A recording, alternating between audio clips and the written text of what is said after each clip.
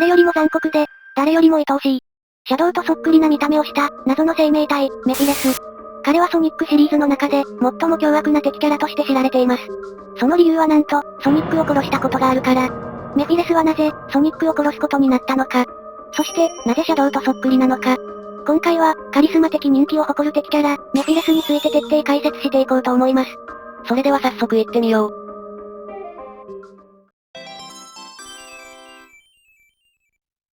メフィレスは、シャドウにそっくりな見た目をしたキャラクターです。シルエットや体の色、モフモフの胸毛までそっくりですね。一方で、トゲに入っているラインや目の色などはシャドウと違いますし、あとこのメフィレスには、口がありません。これは見えなくなってるわけではなくて、本当に口がないんです。そのためメフィレスが喋るときは、このように口のあたりが動くのみ。もごもごしててなんか可愛い。また、このシャドウそっくりの姿の他に、非常にまがまがしい姿へと変貌することもあります。特に戦闘時は、こっちの姿になることが多いですね。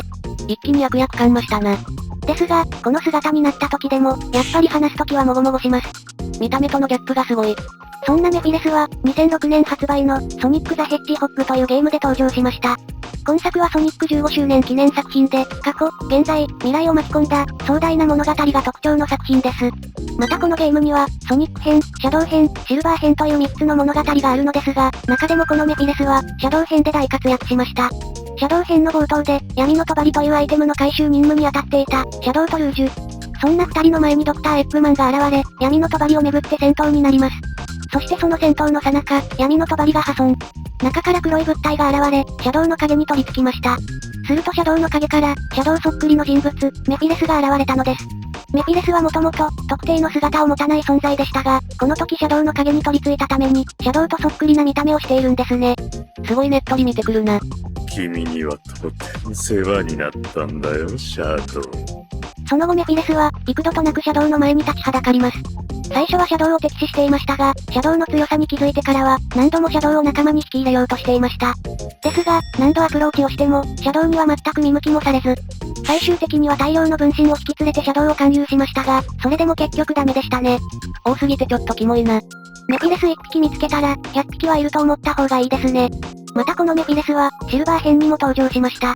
シルバー編は、未来の世界に住む、シルバーというハリネズミが主人公です。そしてこの物語の中で、メフィレスはシルバーをそそのかして、ソニックを殺させようとするんですね。シルバーが住む未来世界は、イブリースという炎の魔物がはびこる荒れ果てた世界です。そしてそんな世界でシルバーは、日夜イブリースと戦い続けていました。そんなある時、シルバーの前に、メフィレスが現れます。メフィレスは、世界がこのような荒れ果てた姿になったのは、イブリーストリガーという人物のせいだと、シルバーに吹き込みました。そしてシルバーがイブリーストリガーの姿を確認すると、そこには青いハリネズミの姿が。この人物を倒せば、未来の世界は救われる。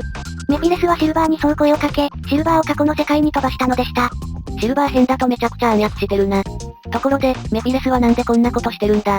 メフィレスの目的は、元の姿に戻ることです。実はメフィレスはもともと、今作の舞台であるソレアナ公国に伝わる太陽神で、名をソラリスと言いました。元々のソラリスは、このような小さな炎です。ところが今から10年前、当時のソレアナ国王がソラリスの力を手に入れようと、ソラリスの実験を始めます。国王の目的は、亡くなった妻を生き返らせること。このソラリスには、時間を操ることができるという言い伝えがありました。しかし、この時間を操る力は言い伝えなどではなく、本物だと気づいた国王が、その力で死んだ妻を生き返らせようとしたのです。ところが、その実験中にソラリスが暴走し、研究所が大爆発。国王は、命を落としてしまいました。またソラリスの方は、爆発の衝撃で、メフィレスとイブリースという2つの存在に分かれてしまいます。このような経緯で、今回紹介しているメフィレスが誕生したのです。ちなみにその後メフィレスは、この爆発事故を調べるために過去に来ていたシャドウによって、闇の帳に封印。一方でイブリースの方は、国王の娘、エリスの体内に封印されることになります。そのため、作中で封印から目覚めたメフィレスは、イブリースの封印も解いて、元のソラリスの姿に戻ろうとしているんですね。なるほどな、なんとなくわかったぜ。でもなんで、シルバーにソニックを殺させようとしたんだ？それは、イブリースの封印を解く条件が、エリスが涙を流すことだったからです。実はエリスは今作の中で、ソニックに恋をするんですね。おーい。さすが、超絶イケメンハリネズミ。そのため、シルバーをそそのかしてソニックを殺させれば、エリスが悲しんで涙を流す。そうすれば、イブリースの封印が解かれるという魂胆です。なんかやたらと回りくどいことしてないか。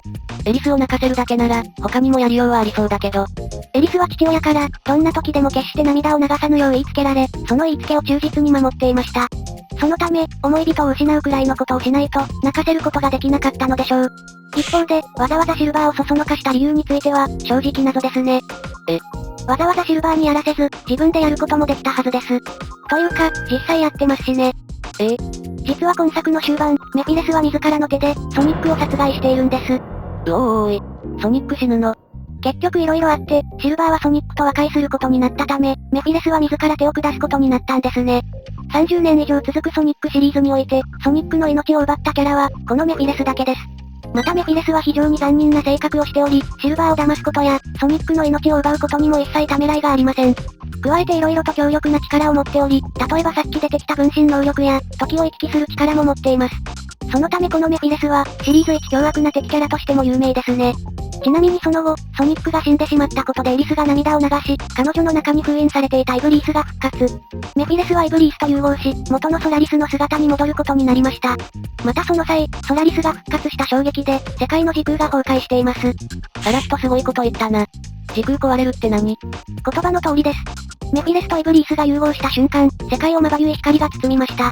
そして光が収まると、世界はこのような瓦礫の集まりになっていたのです。かろうじて残った場所も徐々に崩壊しており、この黒い塊に吸い込まれると一巻の終わり。とても人が生きていける世界ではありません。ソニック殺しただけじゃなくて、世界もめちゃくちゃにするなんて。メフィレス、ガチでやべえやつじゃん。ガチでやべえやつです。でも、メフィレスはもともとソレアナ公国の神様だったんだよな。それなのになんで、こんなにとんでもないことばっかりするんだ。その点については、作中では触れられていません。もともとこのような悪の存在だったのか、それとも、10年前の事故が原因でこうなってしまったのか。ただエリスによると、ソレアナ公国には、ソラリスの怒りは世界を滅ぼすという言い伝えがあるそうです。このことを踏まえると、10年前に無理やり実験されたことでソラリスが怒り、このような邪悪な存在になってしまったのかもしれません。なるほどな。そう考えると、ちょっとかわいそうな気もしてくるぜ。そういえば、世界を壊しちゃった後、最終的にソラリスはどうなったんだ？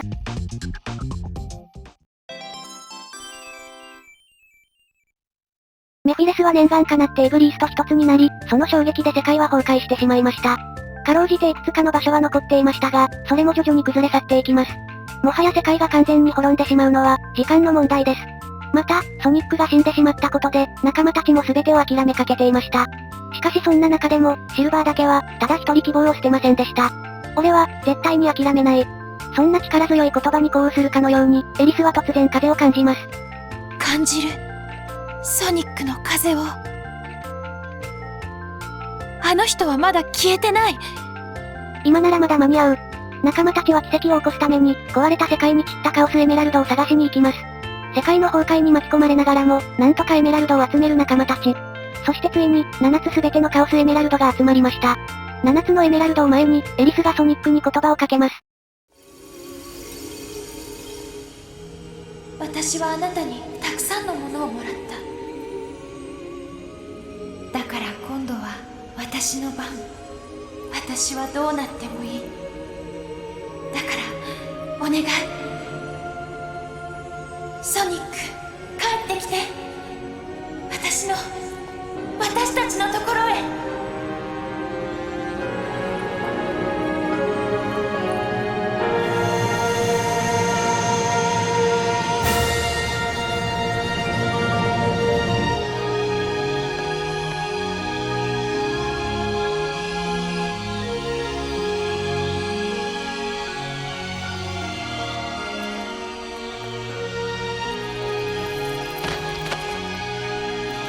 ありがとう、エリス。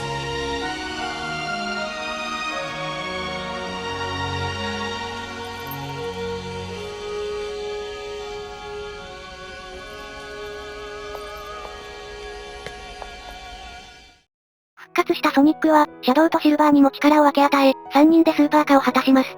そして、ソラリスとの最終決戦に挑むのです。ソラリスは無敵の存在。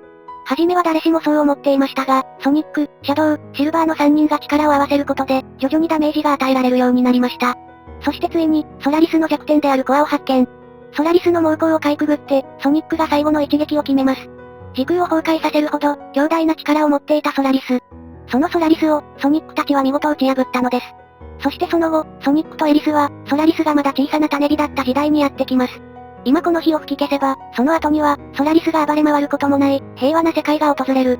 しかし、それはすなわち、未来を変えるということ。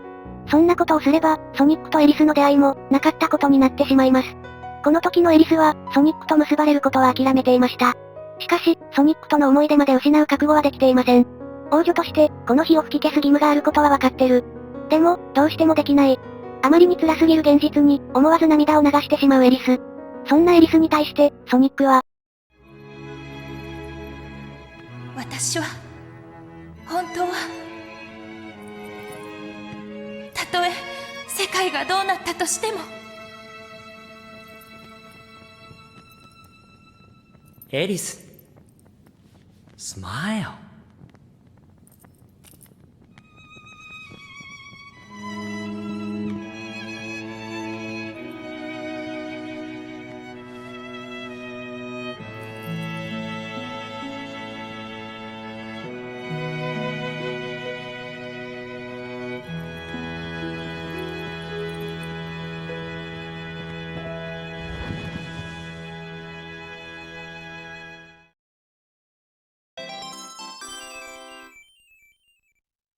以上が、ソラリスが引き起こした事件の顛末です。エリスー、このシーン、何度見ても泣けるぜ。ほんと、ゲーム史に残る名シーンだと思いますね。それではここからは、メフィレスのもう一つの顔についてご紹介しようと思います。そういえば今回メフィレスの紹介だったな。すっかり忘れてたぜ。メフィレスのもう一つの顔。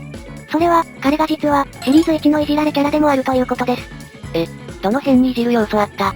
今あなたいじりましたよね。そういえば今回メフィレスの紹介だったな。すっかり忘れてたぜ。あ、ごめん。メフィレスはこれまで紹介してきたように、ソニックシリーズの中でもトップクラスにヤバい敵キャラです。やってることも全てシャレにならないんですが、そんな彼がいじられている理由は、そのセリフ回しにあります。メフィレスの一部のセリフが、そのねっとりした声も相まって、妙に癖になるんですよね。例えば、シャドウたちを未来に飛ばすシーンのセリフがこんな感じ。夢のツアーへの片道切符だよ。シャドウに勧誘を断られた時がこんな感じ。残念だよシャドウ、実に残念だ。この片道切符や、実に残念だー、というセリフがファンの間でおもちゃにされ、一気にいじられキャラになったんですね。特に片道切符の方はメフィレスの代名詞にもなっていて、もはや片道切符さんと呼ばれることもしばしば。今では、ソニックシリーズ1のいじられキャラと言っても過言ではないですね。シリーズ1凶悪なキャラと、シリーズ1のいじられキャラ。この二つが両立することってあるんだな。ですがこのいじられ要素のおかげで、メフィレスはソニックファンからめちゃくちゃ愛されています。2024年発売の、ソニックシャドウジェネレーションズ。この紹介ムービーの中でメフィレスの姿が映った途端、ネット上が歓喜の渦に飲まれました。この紹介ムービーのコメント欄が本当にメフィレス一色なので、ぜひ見てみてほしいですね。マジでとんでもないことやらかしてるのに、こんなに愛されてるキャラは他にいないだろうな。以上、ソニックシリーズのカリスマ的ヴィラン、メフィレスの解説でした。動画が気に入っていただけましたら、いいねやチャンネル登録をぜひお願いします。たくさんのコメントも待ってるぜ。それでは、次の動画でお会いしましょう。